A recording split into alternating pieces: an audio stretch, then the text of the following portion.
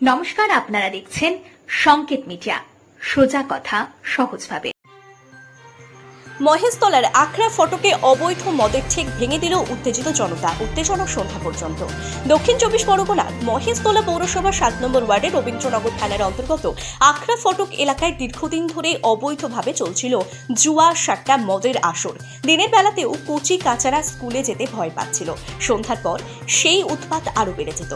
এরই প্রতিবাদে স্থানীয়রা ওয়ার্ডের তৃণমূল কাউন্সিলরকে সঙ্গে নিয়ে পুলিশ প্রশাসনের উপস্থিতিতে একটি প্রতিবাদ মিছিল বার করেছিলেন।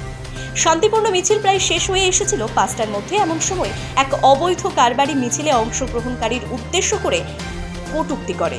এরই প্রতিবাদে উত্তেজিত জনতা সেই সমস্ত মদের দোকানগুলি ভেঙে ভেতরে থাকা সমস্ত মদ বাইরে এনে খুলে ফেলে দেয়। পরে রবীন্দ্রনগর থানার পুলিশ ঘটনাস্থলে পৌঁছে পরিস্থিতি সামাল দেয়। পুলিশ সূত্রে দাবি, ওই অবৈধ ব্যবসায়ীরা ঘটনার পর থেকেই এলাকা ছাড়া। এখনো পর্যন্ত ঘটনায় কেউই গ্রেপ্তার বা আটক নেই।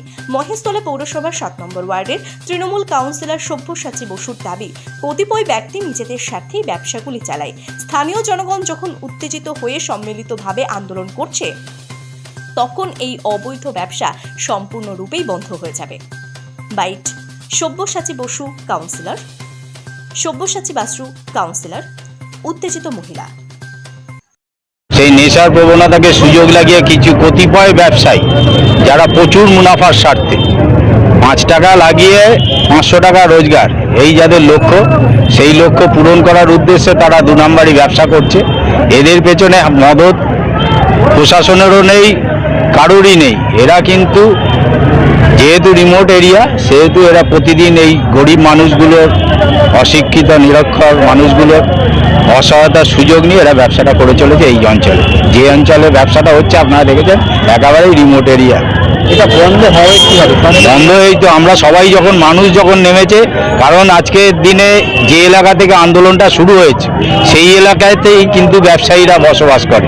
কাজেই সেখানকার মানুষ যখন জাগ্রত হয়েছে, সমাজ যখন এগিয়ে এসছে, সম্মিলিত আন্দোলন, আশা করছি এই ধরনের যে 2 নম্বরই ব্যবসা, সেই ব্যবসার একেবারে বীজ থেকে এখানে নির্মূল হবে। এরা কারা যারা করছে? এরা 2-4 জন এখানে ব্যবসায়ী আছে যারা এই এলাকাতেই বসবাস করে।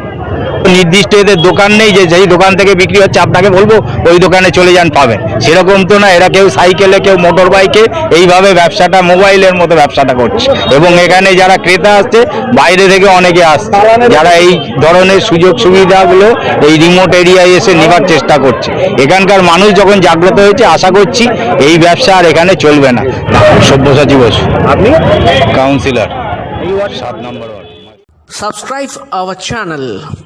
Press the bell icon.